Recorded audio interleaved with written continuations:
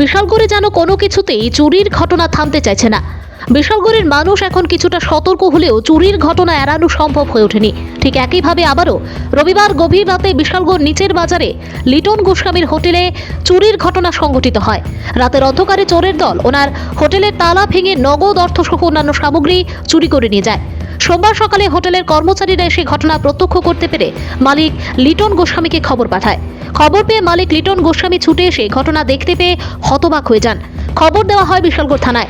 খবর পেয়ে পুলিশ ঘটনাস্থলে এসে প্রাথমিক তদন্ত করে যায়। তবে এখনো পর্যন্ত পুলিশ ঘটনার সাথে যুক্ত কাউকে আটক করতে পারেনি।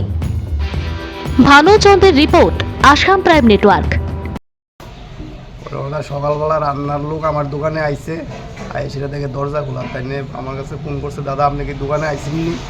আমি বলছি না, আমি আইতাছি দোকানে। আপনি দরজা দিয়ে খোলা, আমি তো দেখেন না ভিতরে গিয়ে কিছু হয়েছে তাই নিয়ে বিলিয়া দেখে মানে আমার দরজা ভাঙিয়া ফ্রিজে মাল আসলো, ক্যাশে টাকা আসলো, মানে 12-13 হাজার টাকার মতো আসলো, সব লয়ে নিয়ে গেছে। কোন জায়গায় ঘটনা? নিচের বাজার বিশালগড়। আর কি নিয়েছে?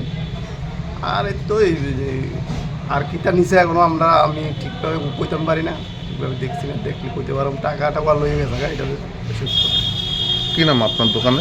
ত্রিপুরেশ্বরী হোটেল, নিচের বাজার। তারপরে ক্যামেরা লাগানো আছে তরুণ সঙ্গের পাশে, এটা নিচের দিকে, এটা আমার দোকানে কোনো পায় না, নিচের দিকে নেমে গেছে ক্যামেরাটা।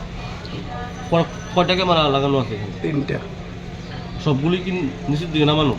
নিচের দিকে আমার দোকানের এটা নিচের দিকে নামানো দেখা যাচ্ছে। তাহলে আপনার কি মনে হচ্ছে আপনার দোকানে ঘটনা কি এটা নামানো হয়েছে নিচের দিকে?